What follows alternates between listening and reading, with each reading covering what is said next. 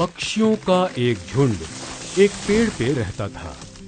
इस झुंड में नन्हे पक्षियों से लेकर बूढ़े पक्षी तक सभी अलग अलग प्रकार के पक्षी साथ रहते थे। दिन में सारे जवान पक्षी पेड़ से दूर जंगल में जाकर खाना इकट्ठा करते, वहीं बूढ़े पक्षी नन्हे पक्षियों की देखभाल करते। इस पेड़ से थोड़ी दूर एक गुफा थी। इस गुफा में उल्लुओं का एक झुंड रहता था। उल्लू दिन में सोया करते और रात होते ही शैतानियां करते। एक रात कुछ उल्लू उस पेड़ के पास पहुंचे और उन्होंने एक घोंसला गिरा दिया, जिससे 2 नन्हे पक्षी मर गए। और इस दिन से पेड़ के पक्षियों की और उल्लुओं की दुश्मनी शुरू हो गई। उल्लुओं का आतंक बढ़ता ही जा रहा था। वो रात के अंधेरे में नन्हे पक्षियों की जान ले रहे थे। पक्षियों ने एक सभा बुलाई।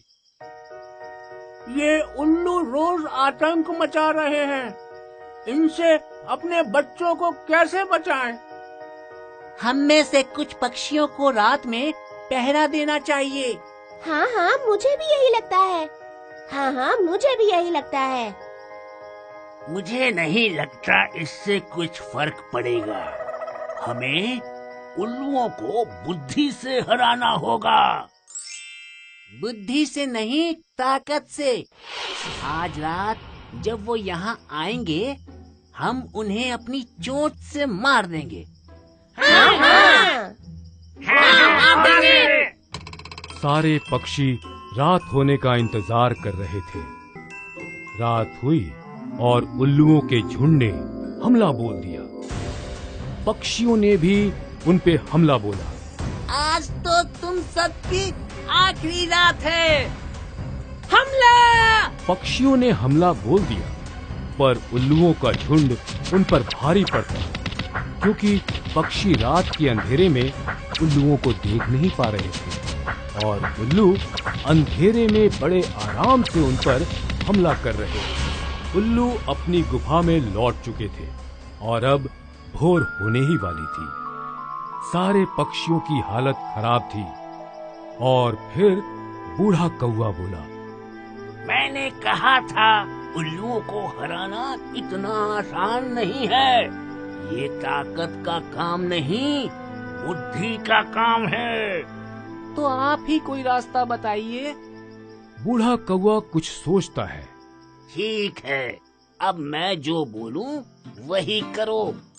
बूढ़े कौवे ने सभी पक्षियों को एक तरकीब बताई और फिर सभी पक्षियों ने सहमति जताई। सभी पक्षी बूढ़े कौवे को अपनी चोंच से मारने लगे। गद्दार! पक्षियों के हमले से बूढ़ा कौवा बुरी तरह घायल हो गया। बूढ़ा कौवा वहां से उड़कर उल्लुओं की गुफा के बाहर पहुंचा। उल्लुओं के राजा, मुझे अपने आश्रय में ले लो। क्यों? आप बहुत शक्तिशाली हैं। कृपा कीजिए और मुझे अपने आश्रय में ले लीजिए, वरना ये पक्षी मुझे मार देंगे।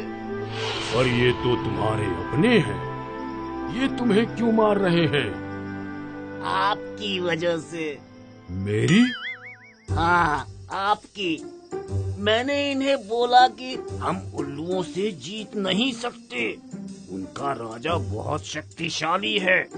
तो उन लोगों ने मुझे गद्दार बोल के मुझ पे ही हमला बोल दिया। अब बताइए कि मैंने क्या गलत बोला? तुमने बिल्कुल सही बोला। उल्लुओं का राजा अपनी तारीफ सुनकर खुश था। आज से तुम मेरी रक्षा में हो, तुम्हारा कोई बाल भी बांका नहीं कर सकता। धन्यवाद, आप बहुत दयालु हो। एक और विनती है मेरी। बोलो। मैं आप लोगों की तरह गुफा में नहीं रह सकता। मैं यहीं आपकी गुफा के बाहर अपना घोंसला बांधने की अनुमति चाहता हूँ। हाँ हाँ ठीक है, बांधो अपना घोंसला। और बूढ़ा कौआ दिन भर घूम घूम के सूखी लकड़ियां इकट्ठी करता और गुफा के बाहर जमा करता। और रोज जब उल्लू रात को बाहर निकलते, प्रणाम राजा, आज तो आप और भी ताकतवर दिख रहे हैं।